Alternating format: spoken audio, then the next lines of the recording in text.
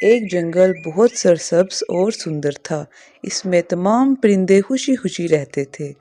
इसी जंगल में टोनी चिड़िया और इसका शौहर बंटी कबूतर अपनी बेटी के साथ रहते थे। वह सब बहुत खुश थे।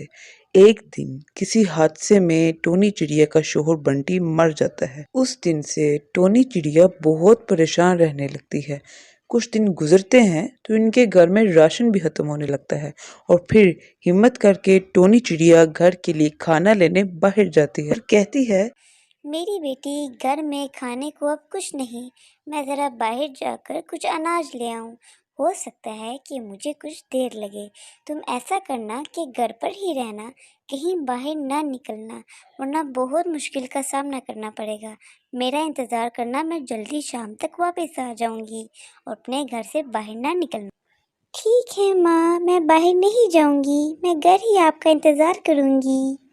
टोनी चिड़िया के बाहर जाते ही साथ वाले जंगल से मिट्ठू, जो टोनी की बेटी का दोस्त भी था, वो उसे अकेले परेशान बैठे देखता है और उसके पास आकर बैठता है। अरे पिंकी, तुम यहाँ क्या कर रही हो?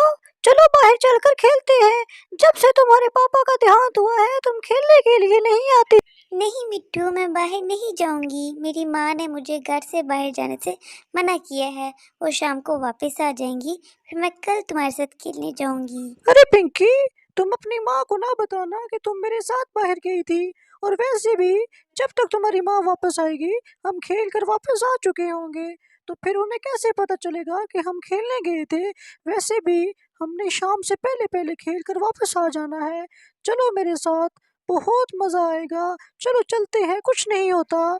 और मिट्ठू के बार बार जिद करने पर पिंकी इसके साथ खेलने के लिए दूर चली जाती है। वो दोनों दूसरे जंगल में जाकर खेलने लगते हैं। तो ऐसे ही शाम हो जाती है। मिट्ठू टोनी की बेटी को इसके घर छोड़ने के बजाय इसे रास्ते का बताकर खुद अपने घर बहाने से चला जाता है।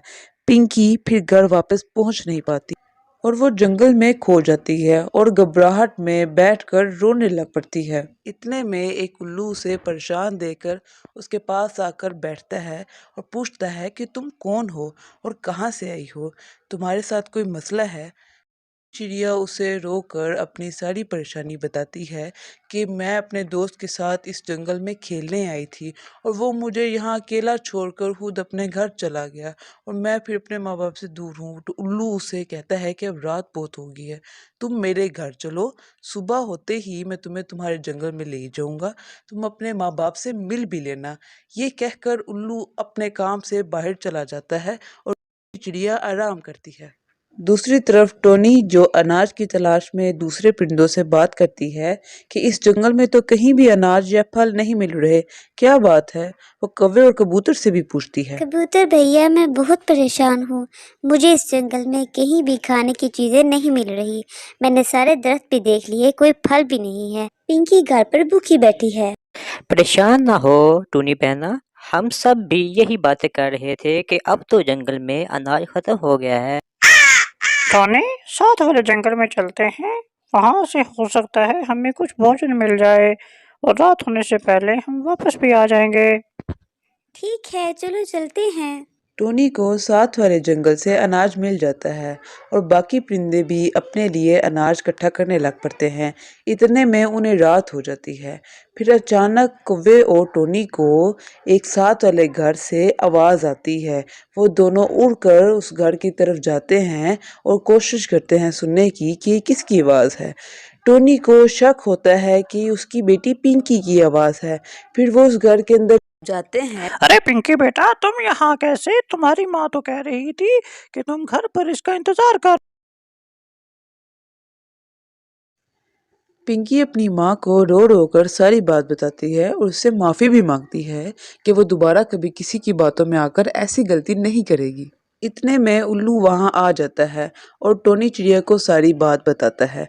टोनी चिड़िया उल्लू का शुक्रिया अदा करती है कि उसने उसकी बेटी पिंकी की जान बचाई और उसे महफूज रखा। अगर वो उसकी हिफाजत ना करता तो हो सकता है उसकी जान को खतरा होता और वो मर भी जाती। तो प्यारे बच्चों, हमें इस कहानी से ये सबक मिला कि हमें हमेशा अपने बड़ों का कहाँ मानना चाहिए और किसी दूसरे की बात में माँ बाप की नाफरमानी नहीं करनी चाहिए ताकि हमें किसी परेशानी का सामना ना करना पड़े। Subscribe to our channel.